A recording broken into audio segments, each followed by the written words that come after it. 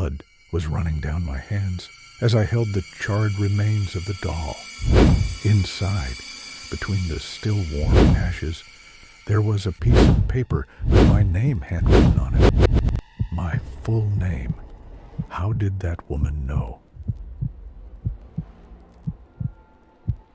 Welcome to the Sloom Room channel.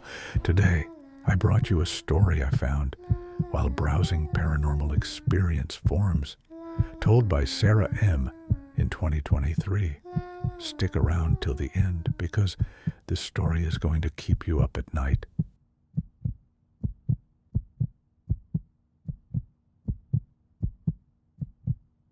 And if you like it, leave that like to support the channel.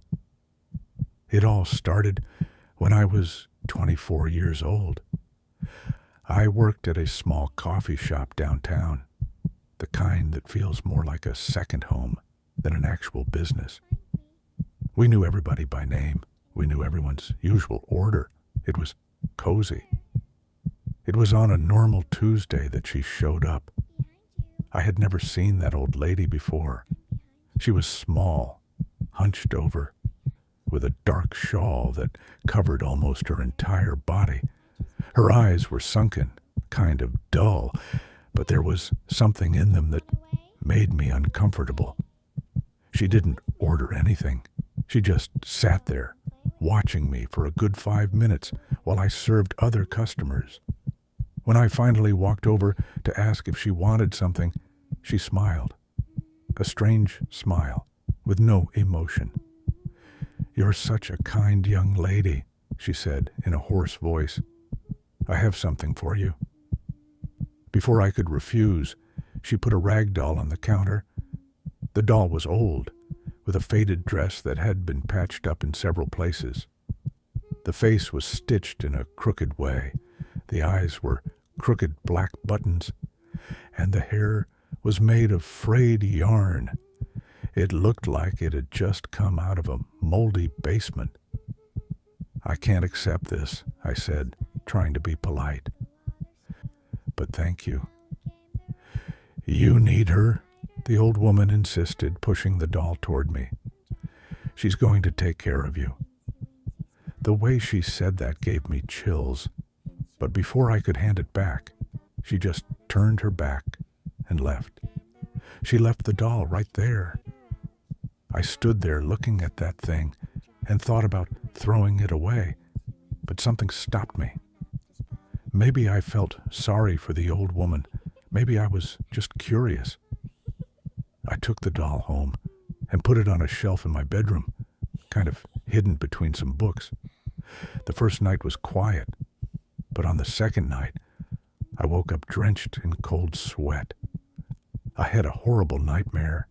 I was trapped in a dark room, and someone was whispering my name over and over, louder each time, closer each time. When I woke up, my heart was pounding, and I swear I heard the whisper continue for a few seconds after I opened my eyes. The next day, my boss cut his finger deeply while washing a cup. It was strange because he was extremely careful. The blood poured so much that we had to call an ambulance. 2 days later, my coworker fell down the stockroom stairs and broke her ankle. The following week, my boyfriend was in a car accident. Nothing fatal, but bad enough to keep him in the hospital for 3 days. I started noticing a pattern. Everyone around me was getting hurt or sick. My mother had such a strong migraine attack that she was stuck in bed. My neighbor was diagnosed with an unexplained infection. And the nightmares wouldn't stop. Every night, that voice whispering my name, that feeling of being watched. That's when I looked at the doll again. She was in the same position. But I felt that something was wrong. The button eyes seemed to follow me. One night, I woke up and swore the doll had moved. She was turned toward me when I was sure I had left her facing sideways. I decided to research cursed dolls. objects that carry negative energy. I read dozens of similar accounts. People who received gifts from strangers and then started going through unexplainable situations. I decided I had to get rid of that thing. But when I tried to throw the doll in the trash, I couldn't. My hand froze. It was like something inside me was screaming that it was a bad idea. I brought her back. That night, the nightmare was worse. I was digging a hole in the backyard, and when I looked down, I saw my own face staring back at me from inside the earth. I woke up screaming. The next day, I couldn't take it anymore. I grabbed the doll and decided to open it up. I used a pair of scissors to cut the stitches on its back. The stuffing was old, yellowish, and smelled like mold. But in the middle of all that, there was something hard. I kept cutting, deeper and deeper, trying to reach whatever was hidden inside. That's when the blade slipped. The pain was instant. The scissors tore into the palm of my left hand, opening a deep cut that started bleeding immediately. The blood dripped onto the doll, staining the old fabric. I dropped everything and ran to the bathroom, pressing a towel against my hand. The cut was bad. It hurt like hell. I thought about going to the hospital, but something made me go back. The doll was on the floor, covered in my blood, and that's when I saw it. The tear I had made revealed the corner of a folded piece of paper.